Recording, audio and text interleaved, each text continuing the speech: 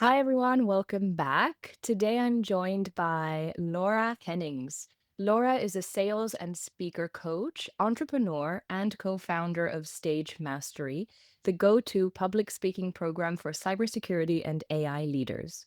Once a lost teacher and server trying to figure life out, she's now a globe-trotting powerhouse, helping people turn their voice into their most profitable asset. With 50 countries, a few wrong turns, and a lot of lessons under her belt, Laura's mantra is simple: trust your adventure, lead with your voice, and never play small. Welcome, Laura. Hi, Melina. It's so good seeing you. It's such a blessing to be on this show with you. It's a long time coming, I think. Yes, and it's crazy to think that we met 6 years ago in Vietnam, of all places. I And feel like we we need were to take in a little on a journey, right? exactly. And I would love to know, how do you feel you've changed since then, in the past 6 years since I first met you in Vietnam? Oh my gosh, has it been 6 years? So, little background story because I think everyone loves a good story. And so Mhm. it was at a time where Melina and I were both teaching English online. We had a calling to still make money while traveling, living abroad. And it was a time where I'm starting to feel a bit lonely. I think it was month 8 in. I dedicated all of 2017 to leave teaching and, well, I mean, teach English online. And I believe we met in a English teacher Facebook group. I believe that's what it was. Something like that. Or it was Girls Love Travel or something, Girls on some travel. Facebook group. Girls on travel. And so I put myself out there. I'm like, I really want to meet some other powerhouse women. I want to meet some other powerhouses that feel aligned with this lifestyle, this digital nomad, globe trotting, figuring it out, but still feeling empowered lifestyle. And lo and behold, the universe worked in an incredible way. And I remember the day Melina and I met, we went out for brunch or lunch. I was like, this girl is amazing. Like, yes, I feel like I found my Vietnam bestie. And then we just continued following each other. And throughout the years, we crossed paths. She was living in Greece. We even took my mom to parties in Mykonos. My mom, by the way, Melina, still talks about that day. I love that. It was such a fun night. And she still, it just, I appreciate the way that Melina lives. And we were talking a bit about our intention today on what we would love the audience to take away. Just go for it. Like, chase your own rabbit holes, chase your own adventure. It leads you to a lot of twists, a lot of turns. I mean, I used to be that lost teacher, server, party girl. And if it wasn't for the love of adventure, if it wasn't for acknowledging that people say, you know what, you should do this and you should do that. I'm sure everyone that's listening here today has had someone from a good place while they intend well and they say, hey, you should do this. You should do that. Oh, I feel like you really need to be in this line of work. Oh, that doesn't make a lot of money. You should really go do that instead. But then something inside of you just feels, I don't know, just doesn't feel right. This is the opportunity to really take audit of, well, it's the end. If you're listening to this when it's released, it's the end of 2025. You're probably going to be listening to this when it's 2026, when it's a fresh new year. And so we're inviting you to really think about, how do I want to close out this year? What parts of me do I want to amplify into 2026 and beyond? I feel like when we get into identity work, and Melina, I would love your take on this because you've also shifted, and it's interesting because Melina, I feel like you've been the same, but evolved. I feel like there's parts of us that just make us us. Hmm. So listeners here, like, what makes you you? For me, it was always being that adventurous woman. always being, whether it was now being an entrepreneur, being a speaker. Sure, I'm a bit more polished now. I dress nicer. I'm making more, but there will always be that part of me that will be that adventurous, wild woman. And those are the non-negotiables. So consider your non-negotiables as you continue to go through life, and that's your ticket. Amplify that part of you and amplify those skills. And I feel like that's where your biggest money makers are. What are your Hmm. thoughts on that, Melina? Yes, I like to think a lot about values. And for me, values are something, they're like our compass. We were talking about this before. What's our North Star? So, for example, in ACT therapy, we see it as the metaphor they use is we're a boat and we're all kind of going towards the island of happiness. We all kind of are looking for a life that fulfills us and makes us feel happy. Um, and sometimes the weather's bad, and there are things that happen that we can't control. Life is hard sometimes. Sometimes we just feel terrible. We can't always control our thoughts or our emotions. I'm sure you, as an entrepreneur, know this. There are really hard days, and life throws difficult situations our way too. So that's kind of like the weather that you can't control. But what you can control is how you adjust your sail. And this is all the inner work that we do. This is understanding, this is experience and practice and knowing that, okay, when the wind is this direction, if I do this, I feel better.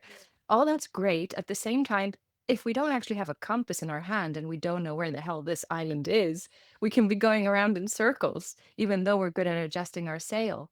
So I like to see values in what you were talking about. What's your why? What makes you you, whether it's the adventurous part or the curiosity or the discipline or any value that sticks with you. So these values to me are the compass, and they can change, by the way. I think depending on where we are in life, what we're doing, our values can be different. But it's important to ask that question, what is my compass right now? So we kind of know in which direction we're going. And I feel like you are a very good example of someone doing this. I feel like you constantly ask that question. Okay, what's important? How do I get that? How do I close the gap between where I am now and what I want? And I feel like there's a lot of psychology that goes into that too. So I would love to know what um how have you overcome the challenges that have come up and that chatter that we all have, that voice that says, oh, no, this is not a good idea. Maybe you shouldn't do this. Maybe you should play safe. Maybe you should stay in your lane. So, as an entrepreneur who has built what you've built, how did you deal with those moments? And are there any really hard moments that you can share with us? Time. You see a lot of successful people or people you see you deem as successful online, or it could even be like the Tony Robbins of the world. Mm, Sometimes what you don't see, you pull back the veil, you don't see a lot of the hard days. Like I've had many days in my life and career where it was hard to get out of bed. I felt stifled by my own perfectionism, imposter syndrome. Who are you to be up here? Like I mm, remember clearly, vividly, when I got the acceptance to speak on TEDx in 2022. And I had that initial celebration as everyone, like, imagine if you got that acceptance email and you're like, yay. But then there was this moment of why? Why did they choose me? I'm in a line of bestsellers at the time. Like at the time, I, yes, I had a business, but I didn't have some of the accolades that the other seven speakers had. mhm. And I almost backed out. I know a lot of people know this. You guys are getting like super behind the scenes. I almost backed out.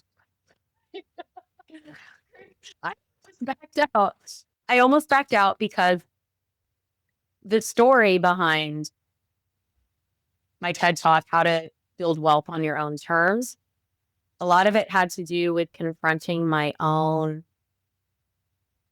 trials and tribulations around money, around self-worth, around having a rough relationship with my father, and I say it with love. Okay, I say this with love. And I remember when I was trying to put that story in there without feeling like I was putting people on blast, but I knew that this was the story that needed to come out in order to make a difference, because I know so many people would resonate. And so, to make a long story short, it has to do with putting yourself out there day in, day out. And it could be, some people, they like to throw themselves into fire. I'm a fire sign, so I have a tendency to throw myself into fire. I also understand that sometimes it takes people, we need to go across the bridge, baby step, baby step, baby step, baby step at a time. And think about it, over time, as you take that 1% shift, as you continue going over the bridge, eventually you're going to get across the bridge. Personal development, the way I see it, especially when it comes to a career, is sometimes you can't see the full picture. Sometimes you can't see the full tunnel. But as you continue to put yourself out there, you're starting to build habits. You're starting to build habits over time that really contribute to the bigger picture. And one day, whether you've already experienced something like this, or whether you're going to experience it soon or later on, you're going to wake up. You're going to say, damn, look what I accomplished. Look what I did. And I'm just getting started. I feel like 2025 for me was a year I decided I'm going to give myself more credit. We deserve to give ourselves more credit. So right now, think about it. Maybe you haven't had a moment to say unapologetically, like, damn, look what I accomplished in this last year, 2 years, 5 years. I mean, Melina, look, when we were in Vietnam in 2017, that's like almost 9 years ago, babe. Like, we're getting into 2026. That's like Was it 10 years ago. that long ago? Wow, I thought it was 6. Oh my goodness. I feel old now. Yeah. So success is, it's not one thing. It's the journey. It's not the, oh my gosh, now I have this money. Oh my gosh, now I have this career. Oh my gosh, now I have this ideal partner. It's everything that happens along the way. It's every micro moment. Maybe you didn't realize it until now, where finally you find yourself standing on the mountaintop. And newsflash, enjoy it. Enjoy that mountaintop moment. There's also other mountains to climb. And those are the people I respect a lot, is when they choose not to see themselves as ever plateauing. But like, it's consistent. It's like a yoga practice. It's like a personal development practice. It's like for speaking. I consider myself, I am a professional speaker now, but does that mean I stop learning from other people? Does that mean I stop putting myself out there? No. So choose to just like honor this journey. We're never going to be done. That's a beautiful thing. Yeah. That's a beautiful thing. Were there any aha moments along your journey that made you completely shift your perspective on something? Such a good question. A I know lot of I'm it full had of to those. do. No, this is good. This is what you do. A huge shift for me was asking for help and receiving help when I needed it, when I wanted it. I feel like the way I've been conditioned through life, and maybe some of you resonate too, is to be strong and independent. It means doing things on your own. Especially in entrepreneurship, there's this lone wolf energy that happens, because I've been in it. Maybe Melina, listeners, you've experienced that. Like, no, I'm just going to do this on my own. But entrepreneurship can feel so lonely when you're by yourself. And think about what you guys are in this world to do. I'm sure a lot of it has to do with spreading impact in some way, shape, or form to other people. And so when I started I realized I'm not doing myself any disservice when I just try to do everything on my own. Asking for help is actually a power. That's a strength. That's the number one step that really helped me. And then I started hiring the mentors, right? Started hiring the coaches, started putting myself in bigger rooms where I was the smaller fish. Mhm. It's cozy when you know you're the hot shot around town or the festival or the networking group and like you're the go-to. And like, yeah, we go to Melina, we go to Laura. The biggest flex of them all is when you can humble yourself and say, hey, there are things that I don't know and I'm open to receive because that's how I grow. That's how I expand. So, I mean, speaking on what TEDx was a huge shift for me because I shared with you, I almost backed out because I was so used to being a big fish in a small pond and being the quote smaller fish in a bigger pond. I mean, that's really where we grow. So ask yourself, what are some of the rooms? What are some of the people I can even connect with? Whether you thought about hiring that coach, whether you thought about taking that class, whether you thought about buying that one-way ticket around the world, even though it seems a little scary, just allow yourself to soak it in. Allow yourself. I like that. Yeah. I think it's important, especially as an entrepreneur, and not even entrepreneur, but a digital nomad entrepreneur, life can be extremely lonely. Yeah. Have you experienced that before? Yes. So I wasn't, I mean, I feel like I only became an entrepreneur, which I didn't choose it, but I guess I had to because I realized, okay, I guess I have a business now and I have to run it. So that makes me sort of an entrepreneur. um, and I think I'm realizing this is that I say, I mean, all I want to do, I was having this conversation with my partner the other day, all I want to do is work as a psychologist. And I want to be a psychologist, but suddenly I feel like I have to do marketing and I have to do video editing and I have to, uh, you know, uh, learn about leads. And I don't know what else Yeah. all the marketing lingo. But I realize that that's the case with everything in life. And it's actually a privilege to be able to wear many different hats, and one skill spills into the other. And it's not either or, it's both and. And as soon as I start to see it as, oh, these are fun skills to acquire. And like you said, I can ask for help and I can learn and I don't have to know everything and I don't have to do everything. And this can become a more fun process. So that helped me a lot. When I was a digital-ish nomad, because I guess I mean, I lived in Vietnam for 2 years, but when I was there, I sort of moved around.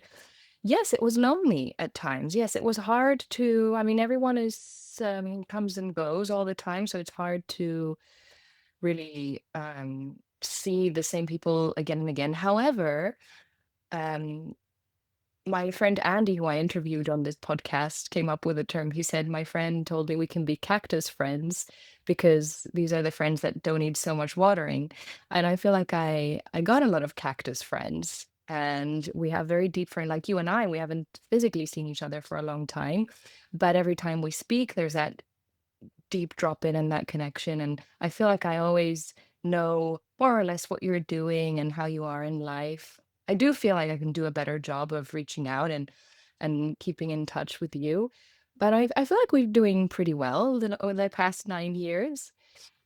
So there's those friendships. And then I had a conversation with another friend of mine, Melissa, on this podcast again, and she told me about a project that she's working on called the Tuesday Project, where she's really working on how can we show up for our friends in our community on a boring day like a Tuesday, because Tuesdays tend to be, you've gone out over the weekend at a festival.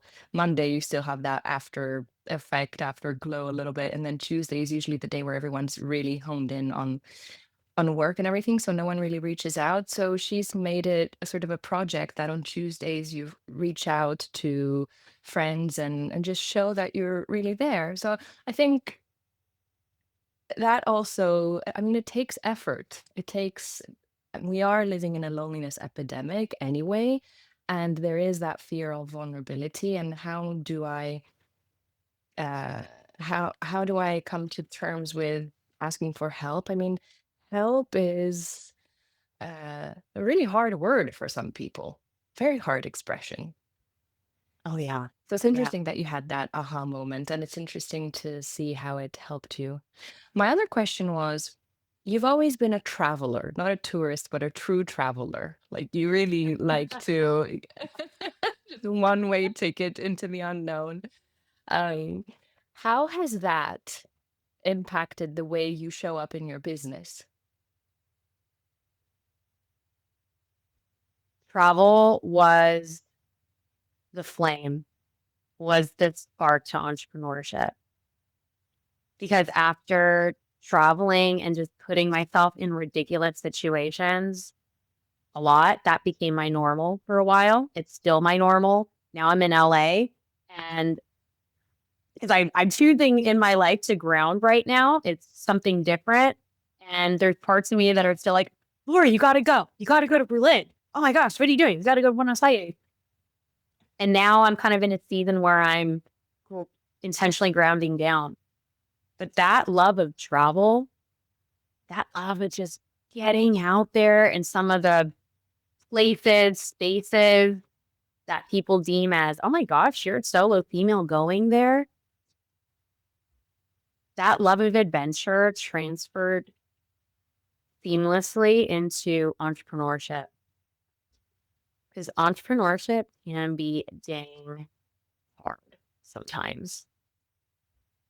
I mean, Yeah, you I think gotta, it's you have yeah. You have to marketing, be a little bit crazy to be an entrepreneur. you gotta be a little delusional. You gotta be a little crazy. And it was that love for travel. Again, coming back to the theme of chasing our own adventure. It doesn't need to be what Melina and I are talking about. Like, go out there and get on a plane, go to Burning Man and just let loose in the desert. It can be your sense of adventure can be hiking. Your sense of adventure could be, say you love to sing, you love art, you love you want to create, you feel called to create something in your community. That's an adventure too. So whatever that adventure is, for me, it just happened to be putting myself in different countries, talking to as many different cultures as possible. The fact that I was becoming so comfortable with being uncomfortable, that really set the scene for what's required of entrepreneurship. And that is taking risks. That is doing uncomfortable things.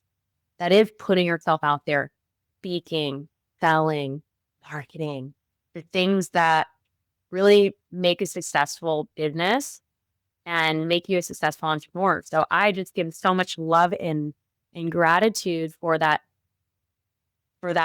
young, lost Laura back in the 2012 to 2019 era. It was that time where I don't know where I'm going yet, but all I know is it's not going to be boring.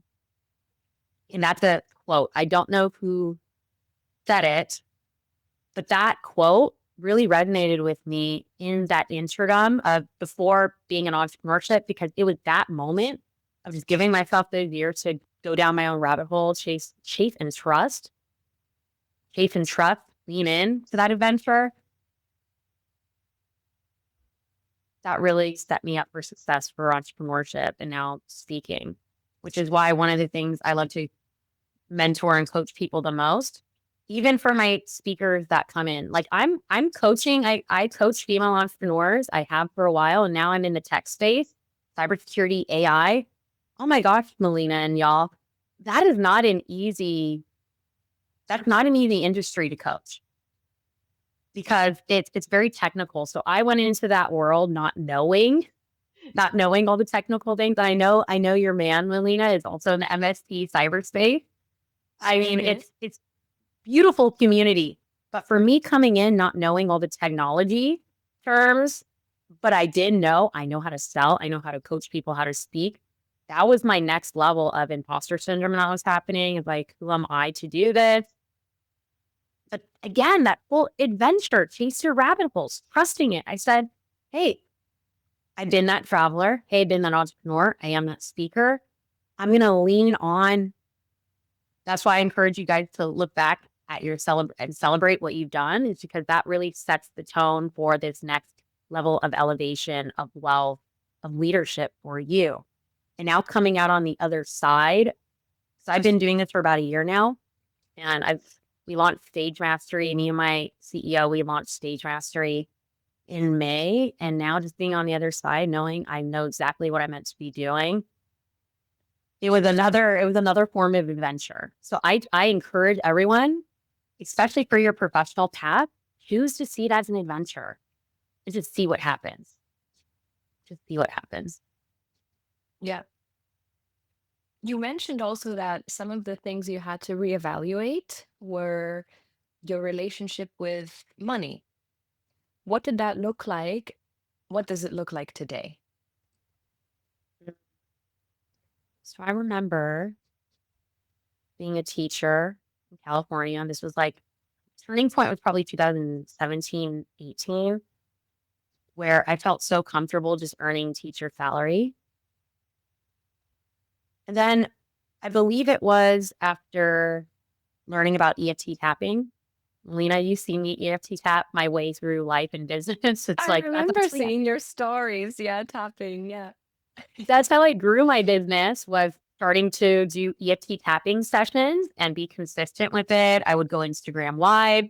I would tap on money mindset. I would tap on imposter syndrome. I would tap on easing, making sales feel easy. It was manifestation babe. That's what it was. Mm.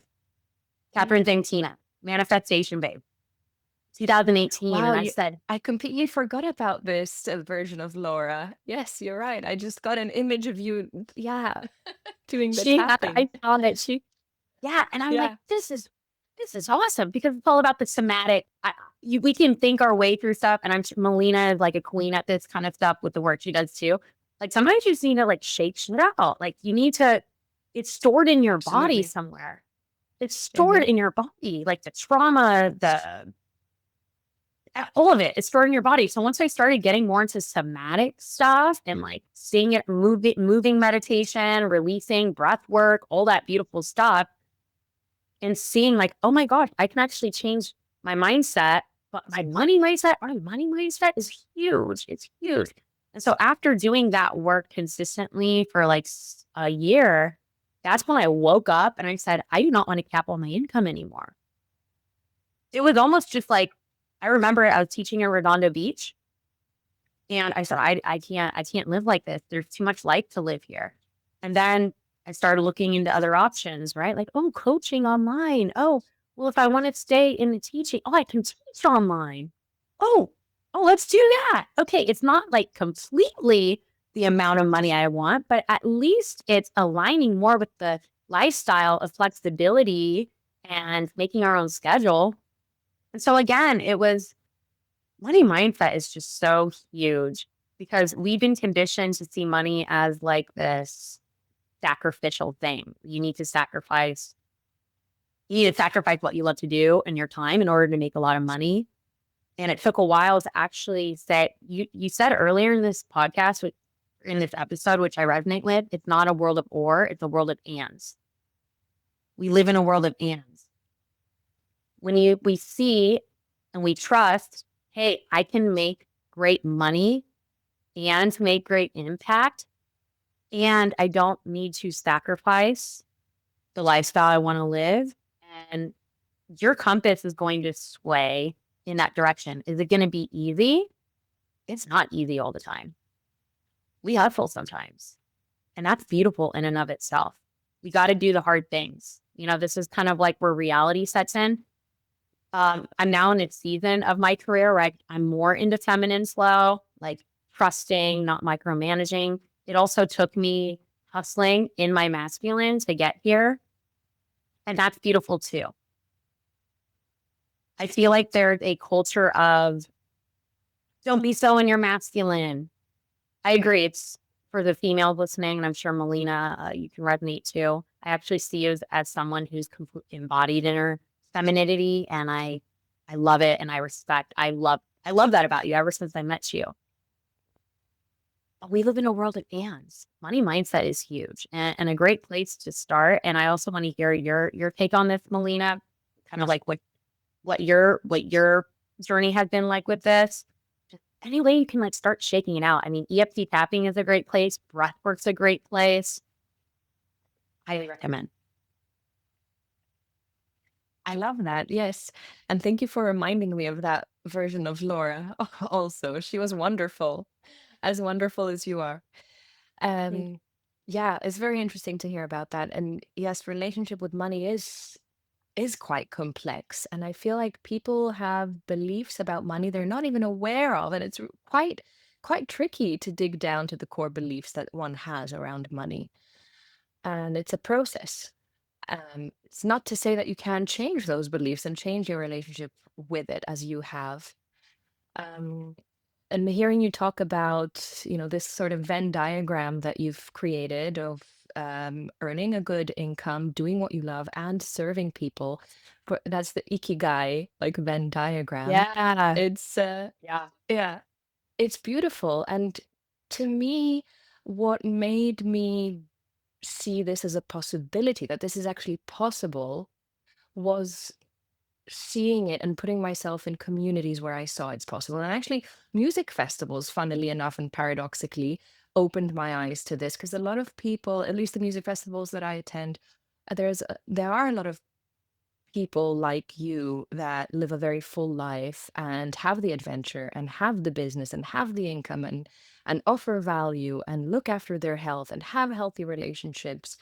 So I saw it as, well, this is actually possible. And it's not, and I grew up in a country that's quite traditional in many ways. In Greece, you sort of go to school, get good grades, go to university, get a job, have a family, and that's sort of it.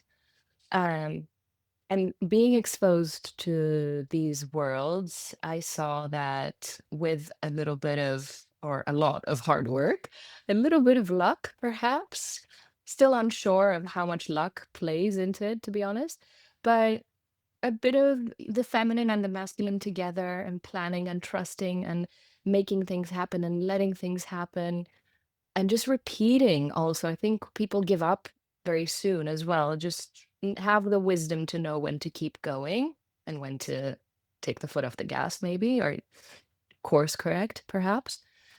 It's possible. And that's why it's one of the reasons I started this podcast, is because it's possible. I want to get inspiration from more people for whom it is possible, like yourself. So thank you for that reminder and embodying that. Thank you, Melina. Oh, festivals are just life. I, I'm so with you on that.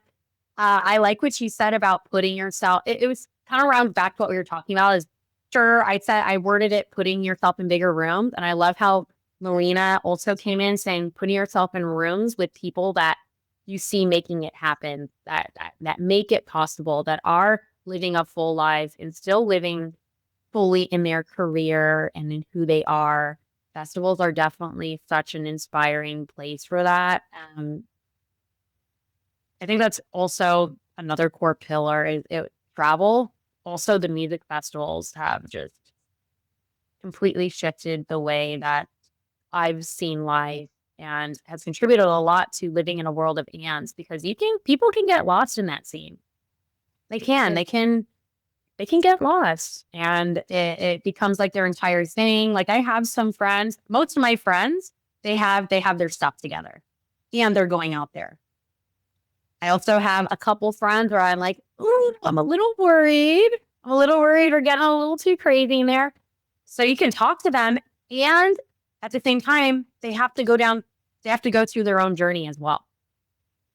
We Yeah. can't save everyone. They go through their own journey. We just trust that, hey, again, this is where expressing when you want support and when you need help, just trusting, hey, I'm here for you. And then it's also their responsibility to come to the table and say, I'm realizing this, and this is where I would love some support and guidance.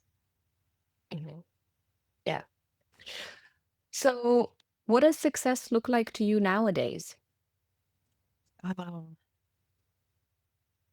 Success is delicious. You know what's interesting is I've envisioned success in terms of pictures, and it's still there. pictures and sounds and where I am. And now it's a taste. I'm still putting, I'm still grasping it. And as you're asking me this, Melina, I've started stepping into this new level of empowerment and this unshakability that I'm still trying to describe. And it's from all those times of picking myself up. I mean, I've had a rougher year, last couple years, especially after losing my brother, especially after a 6-year relationship ending, especially after running my own business for a very long time and knowing that I wanted to shift something. But there was always that voice in my head. Even on the days I was stressing, crying, couldn't get out of bed, that said, it's going to be worth it. It's going to be worth it. Just lean in. There is that net just around the corner. There's going to be that next level of confidence and unshakability and wealth that you might not be able to see yet, but it is happening. So that's again where that faith comes into play. Success tastes, feels, looks like liberation, personal liberation. Just knowing and feeling into as long as I'm putting in my best effort, as long as I'm making that 1% shift and improvement every single day, that's success. And success, I used to have that lone wolf energy that we talked about. Like, I'm just going to do it myself. Success now these days looks like the entire world joining. Very communal driven, just movement.